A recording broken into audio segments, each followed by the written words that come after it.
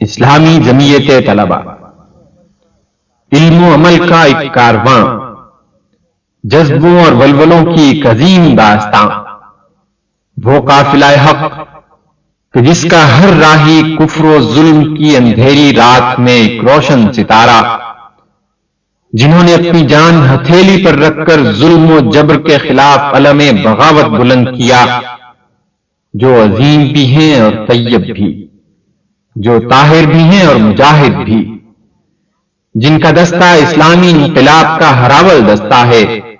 ہاں، اسلامی جمعیت طلبہ کا نام ہی نوید سحر ہے، یہی نوید صبح ہے، مستقبل انہی کا منتظر ہے۔ الحمدللہ رب العالمین، والصلاة والسلام علی رسولہ الکریم، اما بعد فاعوذ باللہ من الشیطان الرجیم، بسم اللہ الرحمن الرحیم۔ محترم ناظم اعلیٰ اسلامی جمعیت طلباء پاکستان اور میرے عزیز نوجوان بھائیوں، مستقبل سے،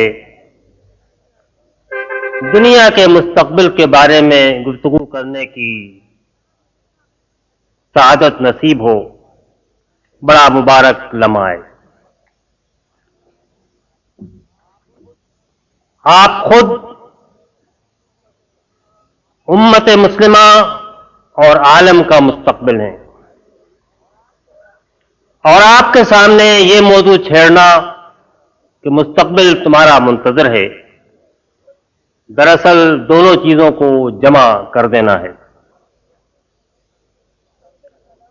مستقبل کا لفظ اپنے اندر ساری آرزوئیں، ساری تمنائیں، ساری امیدیں، سارے عزائم اور سارے خواب مستقبل کے لمحات سے وابستہ ہوتے ہیں۔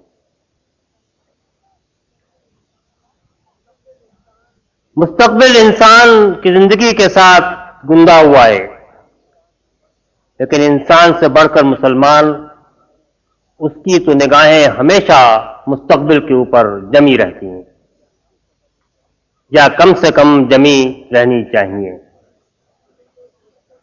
اس لیے کہ اس کے سامنے جو مستقبل ہے، یہ تو وہ مستقبل ہے جو موت کی سرحد کے بھی پرے واقع ہے،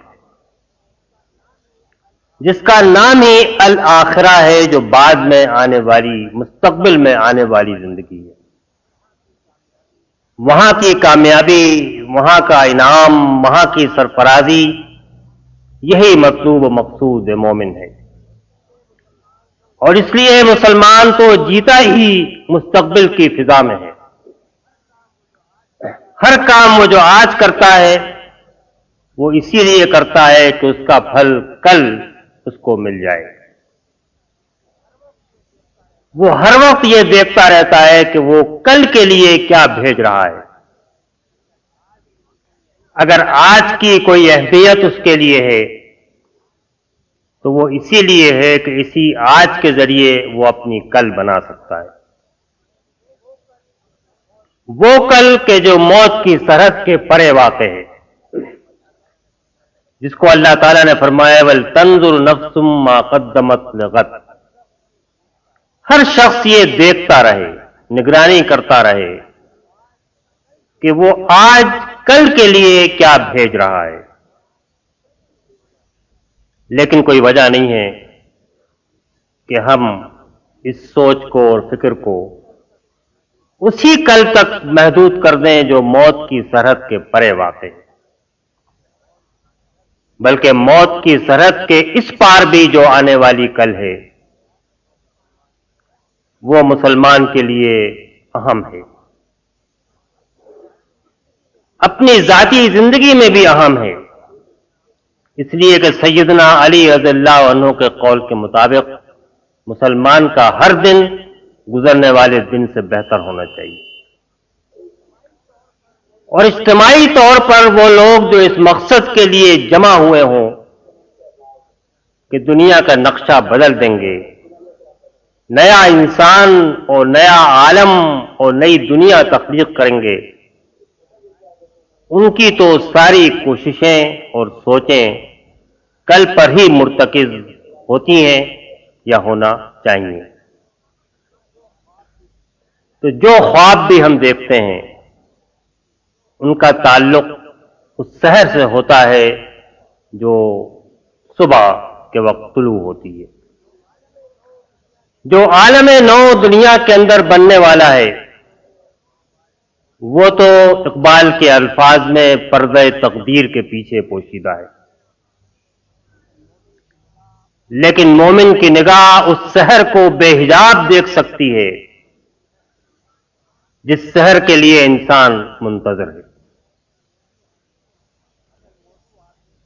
اگر موضوع آپ سے یہ کہتا ہے کہ مستقبل تمہارا منتظر ہے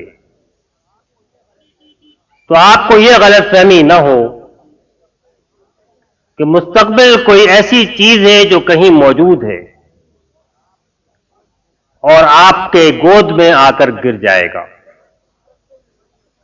مستقبل من و سلوا کی طرح آسمان سے نہیں اترتا، مستقبل تو اسی کا ہوتا ہے جو آگے بڑھ کے اس کو اپنا لے،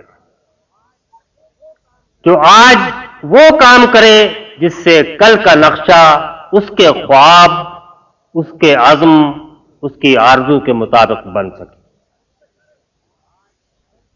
جو آج کل کی فکر سے غافل رہے وہ آخرت میں بھی خسران میں مبتلا ہوگا اور دنیا میں بھی اس کے حصے میں کچھ نہیں آئے گا۔ اس لیے ہمارے سارے خواب اور ہماری ساری تمنائیں اور ہماری ساری آرزویں تو اسی بات سے وابستہ ہیں کہ ہم آج وہ کام کر سکیں جن سے کل کے مستقبل کی صورت گری، نقشہ گری ہو سکے، کل کا مستقبل وہ ہو جو ہمارے لیے محبوب اور مطلوب اور لذیذ ہو۔ یہ دراصل وہ مستقبل ہے کہ جو ہمیں اپنی ہی کوشش سے اور اپنی ہی محنت سے اور آگے بڑھ کر اس کو اپنی گرفت میں لے لینے سے حاصل ہو سکتا ہے۔ اس لیے کہ اللہ تعالیٰ کا یہ ازلی قانون ہے جو اس نے اپنے ہر نبی کی معرفت انسان کو دیا ہے کہ لیس للانسان الا ما سعی، انسان کے لیے اس کے علاوہ اور کچھ مقدر نہیں ہے، جس کی وہ سعی کرے، کوشش کرے، جد و جہد کرے، جس کے لیے وہ جہاد کرے، اور آخرت میں بھی اس کو جو کچھ ملے گا تو یہی کہا جائے گا انما تجزون ما کنتم تعملون، جو کچھ تم کو مل رہا ہے یہ سب اسی کا بدلہ ہے کہ جو تم کل ماضی کے کل میں، ماضی کا وہ کل جو پیدائش سے لے کر موت تک کے عرصے پر محیط تھا، اس کل میں جو تم کر کے آئے ہو وہی آج جنت کی صورت میں اور انعامات کی صورت میں اور لذیذ کھانوں کی صورت میں اور اللہ کے پاس اس کے قرب کی صورت میں تمہارے لیے مقدر ہو گیا۔ کسی خواہش، آرزو، دعا کے نتیجے میں یہ حاصل نہیں ہوا، یہ حاصل ہوا تمہارے عمل کے نتیجے میں۔ وہ دعا بھی اور آرزو بھی اسی عمل کا ایک حصہ ہے، لیکن انما تجزون ما کنتم تعملون جس طرح آخرت کے بارے میں صحیح ہے اس طرح دنیا میں بھی لیس للانسان الا ما سعی، انسان کے لیے اس کے علاوہ کچھ نہیں ہے جس کی کہ وہ کوشش کرے۔ تو میرے عزیز نوجوان بھائیوں، مستقبل کہیں بھی کسی کا منتظر نہیں بیٹھا ہوا ہے، مستقبل اس فرد کا اور اس قوم کا اور اس گروہ اور جماعت کا مقدر ہے جو آگے بڑھ کے اس مستقبل کو اپنے عزائم اور اپنے جہاد کے ذریعے اپنے نقشے میں ڈھال دے۔ یہ اللہ کی سنت ہے، یہ اللہ کا قانون ہے، یہ اللہ کی طے کردہ تقدیر ہے۔ اگر کافر آگے بڑھ کے مستقبل کو اپنے ہاتھوں میں سنبھال لے گا تو وہ مستقبل کا مالک ہوگا اور وہ نیو ورلڈ آرڈر بنائے گا، اور اگر مومن آگے بڑھ کے اسی مستقبل کو تھام لے گا اور اس مستقبل کے لیے نقشہ گری کرے گا تو پھر عالم نو جو ہے وہ مومن کا حصہ ہوگا۔ اس کا تو سارا تعلق عمل سے ہے۔ تو مستقبل ہمارا ہے، لیکن یہ مستقبل محنت اور سعی سے حاصل ہو سکتا ہے۔ مستقبل کی بات اس وقت تک مکمل نہیں ہو سکتی جب تک ہم تھوڑا سا وقت ماضی اور حال پہ نہ لگا دیں۔ آج کی دنیا دکھ اور درد کی دنیا ہے۔ فرشتوں نے اگر یہ کہا تھا کہ آدم خون ریزی کرے گا، تو اس صدی کے انسان سے بڑھ کر کسی انسان نے فرشتوں کے اس خدشے کو پورا نہیں کیا، جس میں کروڑوں انسانوں نے اپنی جان سے ہاتھ دھوئے ہیں، اور کروڑوں انسان آپاہج ہو گئے ہیں، اور بے انتہا بربادی دنیا کے حصے میں آئی۔ انسان نے انسان کا خدا بن کے انسان کو جس دکھ اور درد کے اندر مبتلا کیا ہے، اس کی نظیر انسانی تاریخ پیش نہیں کرتی۔ خدا کی مرضی کو اور خدا کے دیے ہوئے دین کو اپنی زندگی سے خارج کر کے انسان نے دنیا کو جس مصیبت اور فساد کا شکار بنایا ہے، اس کی مثال بھی تاریخ میں مشکل سے ملے گی۔ پھر اگر آپ اس امت کے حال کو دیکھیں اور اس کے ماضی کو دیکھیں، جس امت کا ہم اور آپ حصہ ہیں، تو ذلت کے اور مسکنت کے گہرے بادل اس کے اوپر چھائے ہوئے ہیں۔ اگر آپ پلٹ کے اس صدی میں 1920 کا نقشہ اٹھا کر دیکھیں گے تو آپ کو پتا چلے گا کہ اس وقت صرف 4 چھوٹے بے حیثیت مسلمان ملک تھے جو مغرب کے تسلط سے آزاد تھے۔ ایک افغانستان، ایک یمن، ایک سعودی عرب اور ایک ترکی۔ اس کے علاوہ انڈونیشیا سے لے کر اور موراکو تک ہر ملک مغرب کے پاؤں تلے روندا جا چکا تھا، اور آج اگرچہ یہ ملک بظاہر آزاد ہیں، لیکن حقیقت یہ ہے کہ مغرب اور اسلام، اور یہاں میں مغرب کا لفظ بھی کسی جغرافیائی خطے کے لیے استعمال نہیں کر رہا، اور اسلام کا لفظ بھی اس اسلام کے لیے استعمال نہیں کر رہا جس اسلام پر یہ امت بظاہر عمل پیرا ہے، لیکن اسلام ان معنوں میں کہ جو دین اللہ کی طرف سے آیا تھا، اور مغرب اس تہذیب کے معنوں میں جو خدا سے انکار پر مبنی ہے۔ ان کی کشمکش ایک طویل کشمکش عرصے سے جاری ہے۔ جب مسلمان دنیا کی قیادت سے دستبردار ہو گئے اور حجروں اور مدرسوں میں جا کر بیٹھ گئے اور حکومت کا کاروبار بادشاہوں اور سلاطین کے حوالے کر دیا، تو بالآخر دنیا کی قیادت بھی ان کے ہاتھ سے نکل گئی، اور اب 300 سال میں عالم یہ ہے کہ وہ مسلمان جس کو دنیا کی امامت کے لیے بنایا گیا تھا، جس کا مقصد وجودی اخرجت للناس کے الفاظ میں بیان ہوا تھا، وہ تو مغلوب ہے، اور دنیا کے اندر سکہ اور کرنسی اگر رائج ہے تو مغرب کے افکار کی ہے، مغرب کے زبان کی ہے، مغرب کے لباس کی ہے، مغرب کے اداروں کی ہے۔ ایک مغربی مفکر کے الفاظ میں، ہم نے کہیں بھی آزادی دے دی ہو، لیکن ہماری جین اور ہمارا کوکا کولا دنیا کے ہر حصے میں اس بات کی علامت ہے کہ ہمارا کلچر اور ہماری ثقافت دنیا میں ہر جگہ موجود ہے، اور ہمارا نشان کہیں سے مٹایا نہیں جا سکتا۔ جکارتا ہو یا کراچی ہو، ریاض ہو یا قاہرہ ہو، حکومت کے ایوان ہو یا عدالت کی مسندیں ہوں، بازار ہو یا بینک ہو، یونیورسٹیاں ہو یا کالج ہو، نصاب تعلیم ہو یا کتابیں ہوں، بولنے کی لغت اور الفاظ ہوں، یہ سب کے سب وہ ہیں جو پچھلے 300 سال میں مغرب نے اس دنیا میں رائج کیے ہیں۔ اس سے انکار ممکن نہیں ہے، اور اس نے انسان کو اور ملت کو جس دکھ اور درد کے اندر مبتلا کیا ہے، اس کی طرف بھی میں نے آپ کی توجہ مبذول کرائی۔ کیا یہ صورتحال ہمیشہ اسی طرح رہے گی؟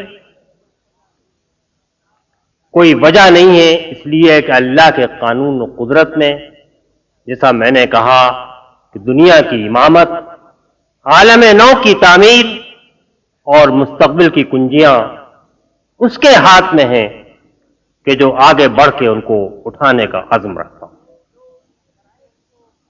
جو ان شرائط کو پورا کر سکتا ہو جو شرائط کے مستقبل کا حکمراں بننے کے لیے ضروری ہے،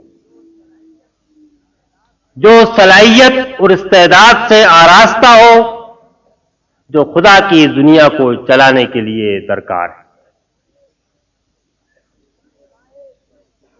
جس کی نگاہیں تہذیب اور تمدن کی تعمیر کے مقصد کے اوپر مرکوز ہوں، اور اس کے پاس وہ عزم اور وہ دعوت اور وہ جہاد بھی ہو جس کے بل پر تہذیب کا نقشہ پلٹا جا سکتا ہے، تو کسی قوم کے لیے ذلت مقدر نہیں ہے۔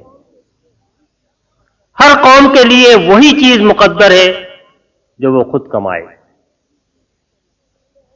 وہی چیز اس کے نصیب میں ہے جس کے لیے وہ جد و جہد کرے۔ انسان کے لیے تو یہ قدرت کا قانون ہے جس سے مفر ممکن نہیں ہے کہ وہ بچہ ہو، جوان ہو، بوڑھا ہو اور قبر میں جا کر لیٹ جائے، لیکن قومیں بڑھاپے کے بعد بھی جوانی کی طرف واپس جا سکتی ہیں اور عزم کے ساتھ کھڑی ہو جائیں تو ذلت اور مسکنت کے تار و پود بکھیر کے رکھ سکتی ہیں، بشرطے کہ ان کے سامنے مقصد ہو، اس کے لیے جستجو ہو، اس مقصد کی آرزو، اور جو اپنے عمل کے حساب سے غافل نہ ہو۔ اس لیے کہ پھر اقبال کے الفاظ میں دست قضا میں وہی قوم دنیا کے لیے شمشیر بن کے نمودار ہو سکتی ہے جو ہر لمحے اپنے حساب کے اندر مصروف، جو اپنے عمل کا حساب ہر زمانے میں کرے، ہر زماں کرے، ہر لمحے کرے۔ وہی قوم، وہی جماعت، وہی گروہ قدرت کے قانون میں دست قضا کے ہاتھوں شمشیر بن کے دنیا کے مستقبل کا فیصلہ کر سکتے۔ تو دراصل مستقبل کہیں باہر نہیں ہے، مستقبل تو ہمارے اپنے اندر ہے، ایک ایک فرد کے اندر بھی ہے اور جماعتوں اور گروہوں اور قوموں کے اندر بھی ہے۔ اگر فرد اور جماعتیں اور گروہ اور قومیں آرزو اور جستجو سے سرشار ہو کر دعوت اور جہاد کے میدان میں کھڑی ہو جائیں تو مستقبل ان کا ہے۔ جس انسان میں اللہ تعالیٰ نے اپنی روح پھونکی ہے، وَنَفَخْتُ فِيهِ مِن رُوحِي، اس انسان کی قوت اور طاقت کا اندازہ کون لگا سکتا ہے؟ وہ تو چاہے تو پہاڑ کی چوٹیاں سر کر سکتا ہے، فضاؤں میں اڑ سکتا ہے، سمندر مسخر کر سکتا ہے، انسانوں کے دلوں کو مسخر کر سکتا ہے، انسانیت کو اپنے لیے مسخر کر سکتا ہے، بشرطے کہ وہ اپنے سے بھی آگاہ ہو اور اپنے عمل کے حساب سے بھی غافل نہ ہو۔ تو میرے عزیز نوجوان بھائیوں، دنیا تو منتظر ہے کہ کون آگے بڑھ کے مستقبل کی زمام اپنے ہاتھ میں لیتا ہے۔ جس سحر کے طلوع کے لیے انسانیت بے چین ہے، اس سحر کی کنجیاں ہمارے ہاتھوں میں، آپ کے ہاتھوں میں۔ آپ آج یہاں بیٹھے ہیں لیکن آپ اسی کل کا حصہ ہیں جو دنیا میں نمودار ہونے والی۔ اگر آپ نے اس بات کو پہچان لیا کہ مستقبل اور زمانہ دنیا میں کسی کا انتظار نہیں کرتا، وہ کسی کا منتظر نہیں ہوتا، اور وہ قافلوں کو، جماعتوں کو اور قوموں کو اور کاروانوں کو پیچھے چھوڑتا ہوا آگے بڑھتا چلا جاتا ہے، اور وہ گرد راہ ہو کر رہ جاتے ہیں، ان کے ڈھانچے تاریخ کے راستوں پر بکھرے نظر آتے ہیں، تو پھر آپ اس بات کو جان لیں گے کہ دراصل تو آپ کو خود کو وہ چیز بنانا ہے جو کہ مستقبل کے چیلنج کا جواب دے سکے. جیسا میں نے کہا کہ مستقبل کے چیلنج کے لیے سب سے بڑھ کر تو آرزو اور جستجو چاہیے. زندگی در جستجو پوشیدہ است، اصل او در آرزو پوشیدہ است. زندگی کا، حرکت کا، نشو و نما کا راز جو ہے وہ جستجو میں ہے، جہاد میں ہے، کوشش میں ہے، سعی میں ہے. اور اس کی جو جڑیں ہیں وہ دل میں اس سلگتی ہوئی آگ اور اس شعلے کے اندر ہیں جو اپنی منزل پر پہنچنے کے لیے دل کے اندر فروزاں ہو. جس انسان کے دل میں یہ شعلہ فروزاں ہو جائے اور جو جستجو کی راہ پہ نکل کھڑا ہو، مستقبل اس کا ہے. اور جو جماعت اور جو گروہ اسی جستجو اور آرزو سے سرشار ہو جائے، مستقبل اس کا بھی. جیسا میں نے کہا کہ چند شرائط ہیں اور یہ پہلی شرط ہے. اس سے آگے بڑھ کے جس چیز کی ضرورت ہے وہ یہ ہے کہ کیونکہ کام بہت بڑا ہے اور وقت کم ہے اور وقت کا دھارا تیزی کے ساتھ بڑھ رہا ہے، اس لیے جو گروہ دنیا کی قیادت سنبھالنے کے لیے آگے بڑھے، جس کو انسان کی زمام کار اور اس کی کنجیاں اپنی مٹھی میں لینی ہو، اس کو اپنی نگاہوں کو ادھر ادھر بہکنے سے اور غیر اہم جزئی فروئی معاملات میں الجھنے سے بچانے کی ضرورت ہے. ساری توانائیاں، ساری قوتیں، ساری سوچ اور ساری مسائی اسی ایک نقطے پر آ کر مرکوز ہو جانی چاہیے، لگ جانی چاہیے کہ انقلاب آئے اور دنیا کی لیڈرشپ اسلام کے ہاتھ. میں نہیں کہتا کسی مخصوص جماعت، گروہ یا قوم کے ہاتھ میں آئے، لیکن اسلام کے ہاتھ میں آئے. اور وہ لوگ جو مسلمان ہونے کے دعوے دار ہیں، اگر انہوں نے اپنے آپ کو اس صلاحیت و استعداد کا مستحق نہ ثابت کیا تو اللہ تعالیٰ کی طرف سے یہ تنبیہ موجود ہے کہ وہ دوسری قوم لے کر آئے گا. فَسَوْفَ يَأْتِي اللَّهُ بِقَوْمٍ يُحِبُّهُمْ وَيُحِبُّونَهُ، جو اس کی محبت اور اس تک پہنچنے کی محبت کے نشیز میں سرشار ہوں گے، وہ ان سے محبت کرے گا اور وہ اس سے محبت کرے گا. تو میرے عزیز نوجوان بھائیوں، ساری قوتیں سمیٹ کر اور ساری توجہات سمیٹ کر اسی ایک نقطے پر مرکوز کر دینا، یہی وہ چیز ہے کہ جو مستقبل کی راہ کو ہموار کر سکتی. پھر تیسری بات یہ بھی یاد رکھیے کہ مستقبل انسانوں کا نام ہے. مستقبل جغرافیائی علاقوں کا، ریگستانوں کا، دریاؤں کا، ٹیکنالوجی کا نام نہیں ہے. مستقبل انسانوں کا نام ہے. جس نے انسانوں کو اپنی مٹھی میں لے لیا، ان کے دلوں کو مسخر کر لیا اور انسانی قافلے کی زمام سنبھالنے کے قابل ہوا، وہی دنیا کا امام بنے گا. اور انسان کو اللہ تعالیٰ نے ضعیف اور کمزور پیدا کیا ہے. خلق الانسان ضعیفا. انسانوں میں ہر طرح کے انسان ہیں اور ان سارے انسانوں کو مستقبل کی تعمیر کے لیے تیار کر لینا، آمادہ کر لینا، اپنے ساتھ چلا لینا. جو گروہ، جو جماعت اس چیلنج کو کامیابی کے ساتھ قبول کر لے گی، مستقبل اس کا ہوگا. جو اپنی ذات میں محو اور گم ہو کر رہ جائے گی، وہ کھڑی رہ جائے گی، زمانہ آگے بڑھ جائے گا. خانقاہیں اپنے مقام پہ کھڑی رہتی ہیں، مدرسے اپنے مقام پہ کھڑے رہتے ہیں، تعلیم کا کام بھی ہوتا رہتا ہے، تزکیہ نفس بھی ہوتا رہتا ہے، لیکن دنیا کی زمام کار شیطان کے ہاتھ میں چلی جاتی ہے. زمانہ بہت تیزی کے ساتھ لپک کے آگے چلا جاتا ہے. تو جو مزاج خانقاہی کے اندر مبتلا ہو جائے مستقبل اس کا نہیں. اسی لیے ابلیس نے اپنی مجلس شورا میں اقبال کے الفاظ میں اس فتنہ فردہ کو جس کا نام اسلام ہے، اس کو سلانے کے لیے جو نسخہ بتایا تھا وہ یہی تھا کہ پختہ تر کر دو مزاج خانقاہی میں، اپنی ہی ذات میں گم ہو کر رہ جائے، اس کو عالم کی تسخیر کا خیال بھی نہ آئے، عالم کی تسخیر کا سامان بھی اس کے پاس نہ ہو، عالم کی تسخیر کی استعداد سے بھی یہ عاری ہے. تو انسان تو بڑا اہم ہے اور انسان بڑا کمزور بھی ہے. اور کیونکہ آپ کی ایک بڑی تعداد یہاں پر جمع ہے تو ایک چھوٹا سا واقعہ سیرت نبوی سے جو میں اکثر مجلسوں نشستوں میں بیان کرتا رہتا ہوں، میں آپ کے سامنے بھی بیان کرنا چاہوں گا.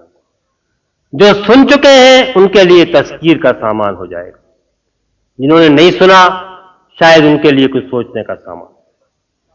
ایک بدو حضور صلی اللہ علیہ وسلم کی خدمت میں آیا اور کچھ امداد مانگی. آپ نے کچھ اس کو امداد دی اور پوچھا کہ کیا آپ مطمئن ہو؟ اس نے کہا کہ نہیں، میں بالکل مطمئن نہیں ہوں اور آپ نے میرے ساتھ کوئی اچھا برتاؤ نہیں کیا. یہ سن کر ساتھ بیٹھے ہوئے لوگوں کو غصہ آ گیا اور آنا چاہیے تھا. جذبات میں لوگ اٹھ کھڑے ہوئے اس کو مارنے کے لیے. آپ نے ان کو روک دیا، اندر تشریف لے گئے. اس آدمی کو اشارہ کیا کہ اندر آؤ. اندر آنے کے بعد اس کو اور بہت کچھ دیا اور کہا کہ اب تم مطمئن ہو؟ اس نے کہا کہ ہاں اب میں بالکل مطمئن ہوں، بڑا خوش ہوں، آپ تو بڑے اچھے آدمی ہیں، اچھا خاندان ہے، اچھا قبیلہ ہے آپ کا. تو آپ نے فرمایا ابھی تم نے باہر جو بات کہی تھی تو میرے ساتھی اس سے ناراض ہیں. کیا ایسا ہو سکتا ہے کہ تم کل پھر آؤ اور یہی بات ان کے سامنے دہرا دو؟ اس نے کہا ضرور میں آ جاؤں گا. چنانچہ اگلے دن وہ پھر آئے. حضور مجلس میں تشریف فرما تھے. آپ نے بیان فرمایا کل یہ آدمی آیا تھا، اس نے ایک ایسی بات کہی جس سے تمہیں ناراضگی ہوئی، پھر میں نے اس کو اندر لے جا کر اور دیا، اب یہ خوش اور مطمئن ہے. پھر آپ نے اس سے کہا کہ کہو بھائی کہ یہی بات ہے نا؟ اس نے کہا بالکل، آپ نے سچ فرمایا، آپ نے مجھے مطمئن کر دیا اور آپ تو بڑے اچھے آدمی ہیں، خاندان بھی اچھا ہے آپ کا، قبیلہ بھی اچھا. اس کے بعد حضور نے فرمایا کہ میری یہ تمہاری مثال ایسی ہے جیسے ایک اونٹنی کا مالک ہو اور اونٹنی بھاگ کھڑی ہو اور مالک کے ساتھی ڈنڈے لے کر اس اونٹنی کو قابو میں کرنے کے لیے دوڑ پڑے. اور مالک نے ان سے کہا کہ ٹھہر جاؤ، صبر کرو، میں اس اونٹنی کا مزاج بھی جانتا ہوں اور میں اس کو قابو میں کر سکتا ہوں. تو مالک نے اپنے ہاتھ میں تھوڑا سا چارہ لیا اور چارہ لے کر دور سے اونٹنی کو دکھایا. اونٹنی نے چارہ دیکھا تو وہ پلٹ پڑی اور پلٹ پڑنے کے بعد آہستہ آہستہ وہ قریب آ گئی. جب وہ قریب آ گئی تو مالک کے سامنے آ کر کھڑی ہو گئی. مالک نے اس کو بٹھایا، اس کے اوپر قجازہ کسا، اس پہ سوار ہوا اور اپنی منزل کی طرف روانہ ہوا. یہ آخری الفاظ ہیں جو قابل غور ہیں. اگر انہی انسانوں کے اوپر قجازہ کس کے اس مستقبل کی منزل کو سر کرنا ہے تو اس کا راستہ اس کے علاوہ اور کچھ نہیں ہے جو اس واقعے کے اندر بیان ہے. انسانوں کے دلوں کو مسخر کر کے ہی وہ قوت بن سکتی ہے جو قوت عالم کو مسخر کر لے. انسانوں سے محبت کر کے ہی وہ قوت بن سکتی ہے جو انسانوں کی محبوب بن جائے. انسانوں کی خدمت کر کے ہی وہ قوت وجود میں آ سکتی ہے جو انسانوں کی خادم بن جائے. اور مستقبل کی کوئی تعمیر انسانوں کے بغیر نہیں ہو سکتی. اللہ تعالیٰ کی تائید جماعت مومنین کی صورت میں ہی نمودار ہوتی ہے. انسانوں سے محبت کر کے ہی وہ قوت بن سکتی ہے جو انسانوں کی محبوب بن جائے. انسانوں کی خدمت کر کے ہی وہ قوت وجود میں آ سکتی ہے جو انسانوں کی خادم بن جائے، اور مستقبل کی کوئی تعمیر انسانوں کے بغیر نہیں ہو سکتی۔ اللہ تعالیٰ کی تائید جماعت مومنین کی صورت میں ہی نمودار ہوتی ہے۔ جب انسانوں کی جماعت بن جائے گی تو اللہ کی تائید ظاہر ہوگی، اور جب انسان اس لائق ہوں گے کہ بگڑے ہوئے انسانوں کو، گناہگار انسانوں کو، ضعیف اور کمزور انسانوں کو اپنے ساتھ لے کر چل سکیں، جبھی اللہ کی زمین میں اللہ کا دین غالب ہوگا۔ کوئی انسان کامل نہیں بن سکتا، اور سارا معاشرہ تو کبھی بھی کامل نہیں بنا ہے اور نہ بن سکتا ہے۔ اس میں ہمیشہ اچھے اور خراب لوگ موجود رہیں گے۔ عمل صالح اور عمل صحیح یہ تو ہر انسان کے ساتھ لگا ہوا۔ اللہ تعالیٰ بھی اصحاب الیمین کو، جن کے ساتھ گناہ بھی بہت سارے ہوں گے اور نیکیاں بھی بہت ساری ہوں گی، لیکن نیکیوں کا وزن زیادہ ہوگا، ان کو جنت میں داخل فرما دے۔ ان سارے گناہوں کے باوجود کہ وہ جو لے کر آئیں گے، کیونکہ نیکیوں کا وزن زیادہ ہوگا، اس لیے وہ ان کو جنت میں داخل فرما دے۔ تو جن کو یہ ڈر لگا رہتا ہو کہ کوئی کمزور، خراب، گندا آدمی ہمارے پاس آ گیا تو ہم ناپاک ہو جائیں گے، ہم خراب ہو جائیں گے، یہ تو تصور ہندو معاشرے سے آیا ہے، جہاں پر کہ اعمال کی بنا پر لوگ ملچ اور ناپاک ہو جایا کرتے، جو کہ رب کی طرف سے توبہ کے دروازے کا منادی بن کے کھڑا ہوا ہو، وہ تو آگے بڑھ کے گناہگاروں کا استقبال کرے گا کہ آؤ ہمارے قریب آؤ تاکہ تمہارے گناہ دھل سکیں اور تم اس کاروان کا حصہ بن سکو، جو کاروان مستقبل کو سر کرنے کے لیے میدان میں اتر آئے۔ انسانوں کی اس قوت کے بغیر، انسانوں کو اس طرح ساتھ لیے بغیر، پورے کے پورے معاشرے کو، جس میں مرد، عورت، ضعیف، بچے، کمزور، بیمار سب ہیں، گناہگار، نیک، ہر قسم کے لوگ شامل ہیں، کوئی قوت جو انقلاب لانا چاہتی ہو، اگر وہ اوپر سے نہیں لانا چاہتی، اگر وہ کوئی محلاتی سازش کے ذریعے نہیں لانا چاہتی، تو معاشروں کے مسخر کیے بغیر وہ مستقبل کا مار کا اثر نہیں کر سکتا۔ میرے عزیز نوجوان بھائیوں، میں کسی بہت طویل گفتگو کے لیے آپ کے سامنے نہیں کھڑا ہوا ہوں،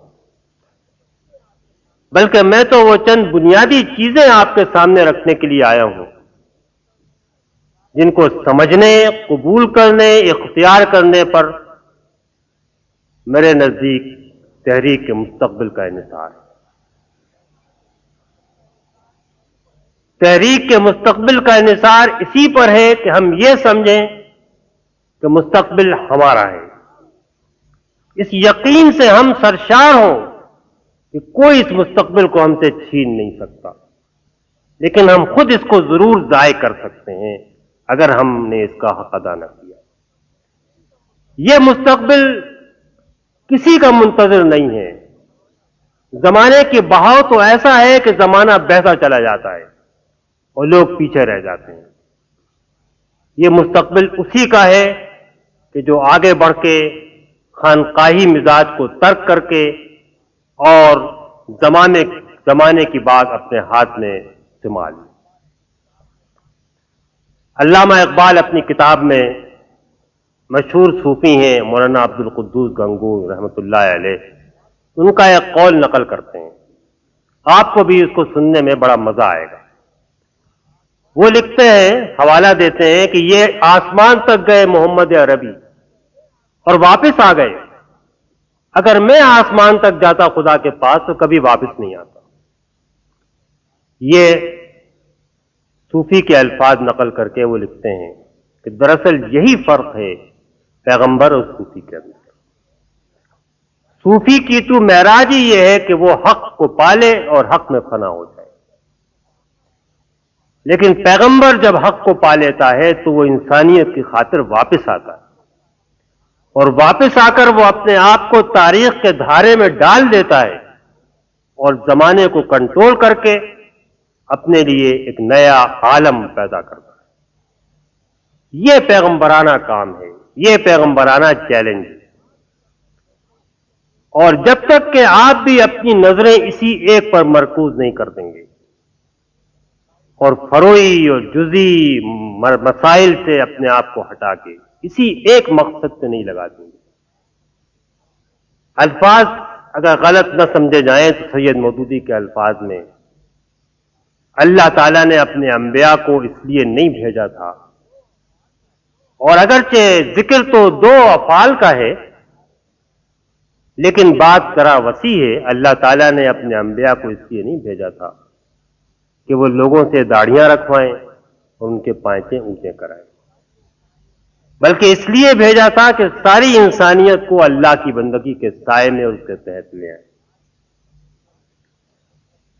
آج سے تقریباً 50 سال پہلے سید مودودی نے یہ الفاظ جو کہے تھے، اسلام کی اخلاقی بنیادیں اس کے اندر موجود ہیں، اور انبیاء کے اسی کام اور مشن کو سامنے رکھتے، اس لیے کہ شیطان کا تو نسخہ یہ ہے کہ مومن کو اپنا کردار ادا کرنے سے پیچھے ہٹا دے، اور جب انسان اس عمل و کردار اور جستجو اور صحیح اور جہاد سے پیچھے ہٹ جاتا ہے تو پھر اس کے سارے مہرے مات ہو جاتے ہیں، اور امت کے مہرے اسی لیے مات ہو رہے ہیں کہ امت ان چیزوں میں الجھی ہوئی ہے جن کا کوئی تعلق مقصد رسالت اور مقصد نبوت سے نہیں ہے۔